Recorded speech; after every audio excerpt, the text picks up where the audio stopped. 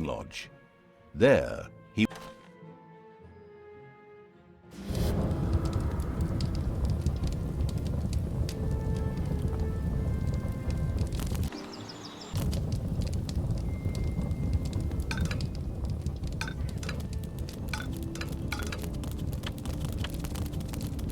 The first treasury was completed.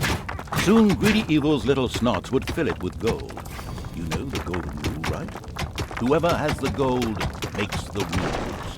The warmongering evil had hired the first orc. As ancient wisdom says, violence is a solution, usually the only one.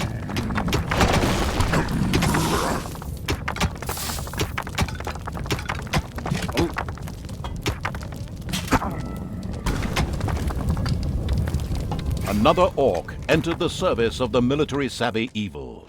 The horde was growing and prospering. The first of suicidal evil's creatures ventured to the surface, but they were still a far cry from being what you could call a robust, capable army. In the event of any threat, the popular French military tactic would be best employed. Run away and hide. The steady pounding in the rocks had given rise to overworld rumors of a new dungeon. A group of heroes set out to plunder its riches, and the ultimate evil was already looking forward to this visit.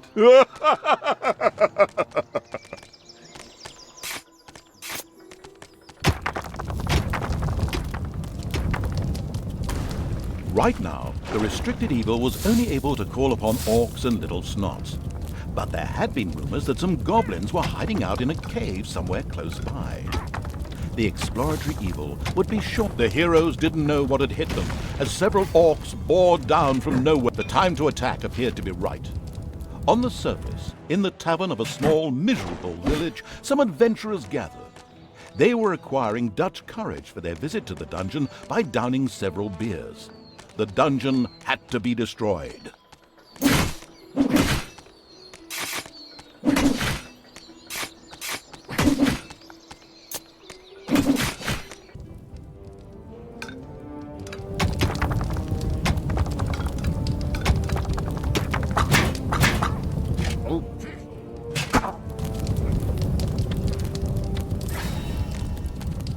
The strategy guidebook, Dungeons for Dummies, says, mountains don't always just consist of rocks and stone, but may also include natural as well as artificial caves and rooms. These usually contain treasures and dangers to make digging around underground more exciting.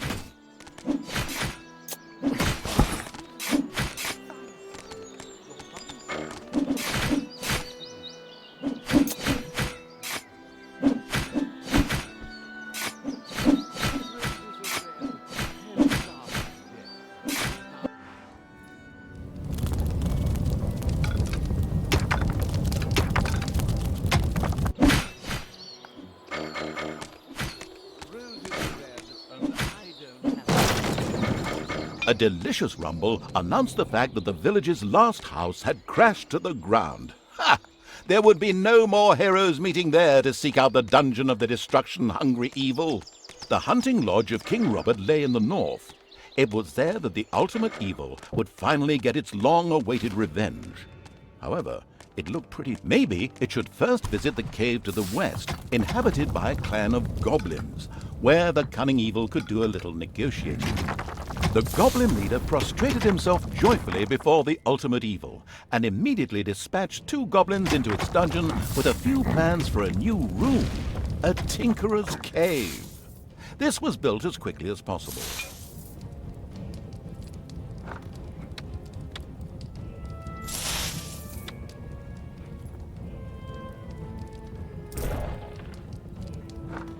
The tinkerer's cave was built. It could, however, only be used as a warehouse, as it lacked the workshop that the insidious evil's goblins needed.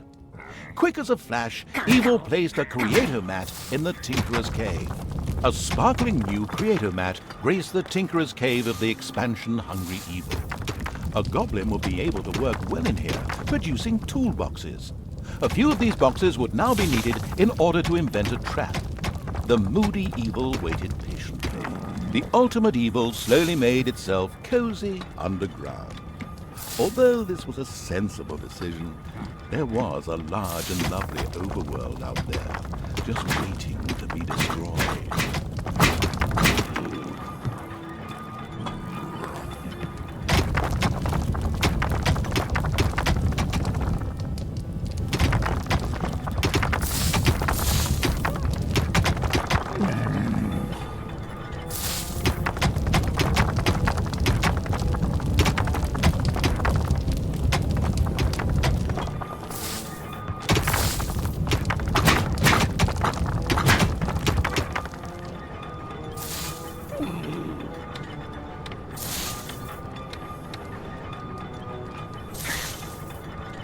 It's payday.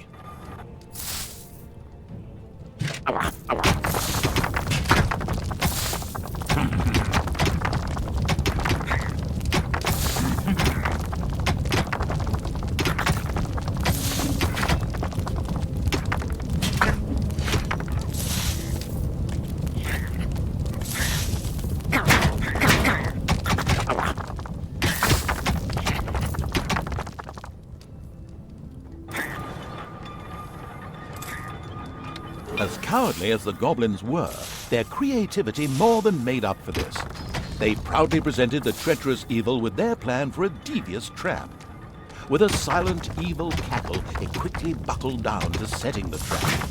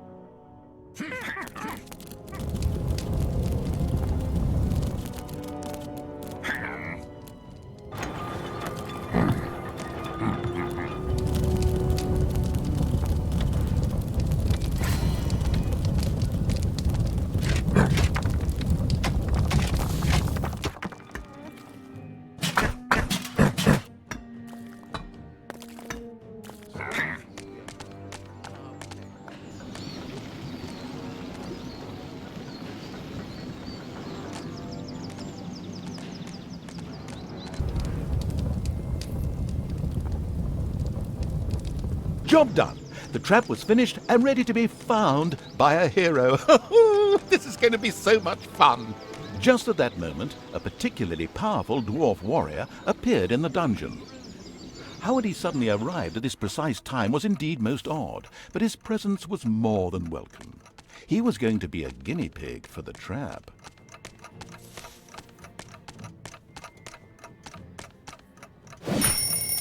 Even this strong dwarf warrior didn't stand a chance against the treacherous traps and powerful monsters of the invincible evil.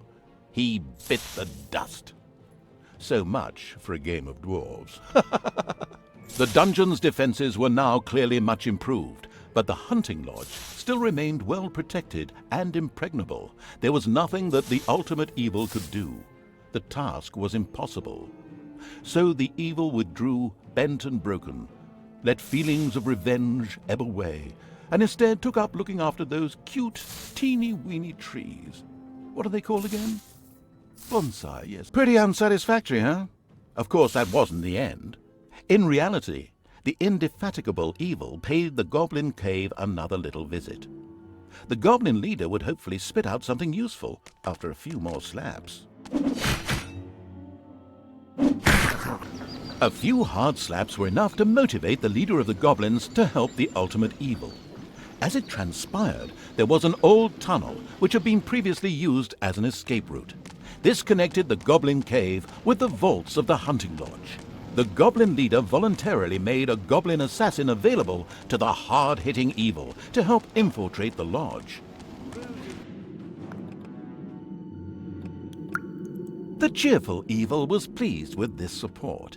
An assassin was a decent melee fighter, but its actual strength lay in its ability to make itself invisible. This was, of course, tested out immediately. Despite the powerful invisibility skill, it was advisable for the ultimate evil to be cautious. Some opponents had such highly trained observation skills that they were actually able to see. A locked door prevented the assassin from progressing. It would have taken a long time for him to have opened it with sheer brute force using weaponry. Thankfully, he had a suitable skill with which he could deactivate doors, and more importantly, traps.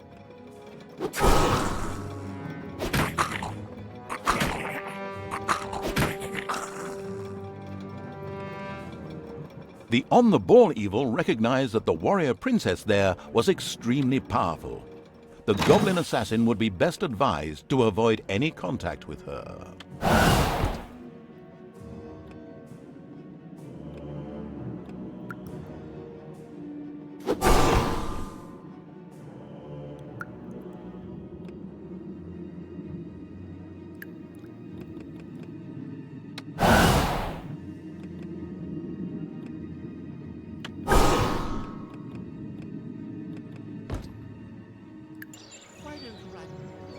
A Gobobot was being forced to make measurable repairs in the lodge. A brief feeling of what it thought might be sympathy passed through the sensitive evil, but this actually turned out to be a mighty belch. Naturally, it would free the useful Gobobot anyway. Elated by the assassin's attempt at rescuing it, the Gobobot joined the horde and succeeded in showing its tormentors a real hot time. Its ability to more or less ignore ranged damage and set fire to large areas would come in very handy.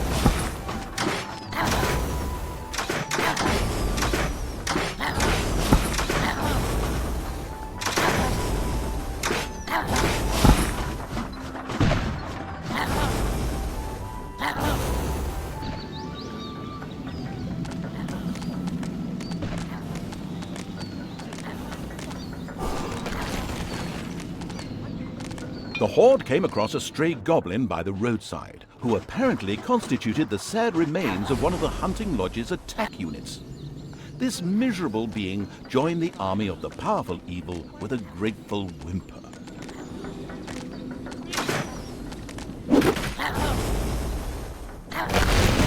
The hunting lodge was completely destroyed. The vengeful evil gave itself a very self-satisfied pat on the back. The time was right to concentrate on King Robert. He was in his renowned garden reciting his much less renowned love poems. The lyrically challenged evil had no time for poetry and would soon make this tangibly clear to him.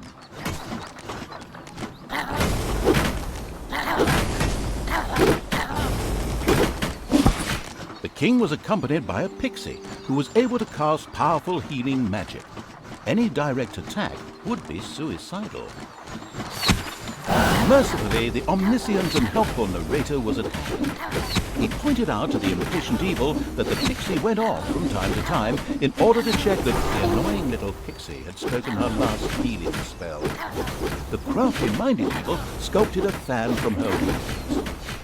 Now it was time King Robert fell, and the ultimate evil had received its well-deserved revenge. But there were still many more heroes out there who deserved to bite the dust. Their time would come.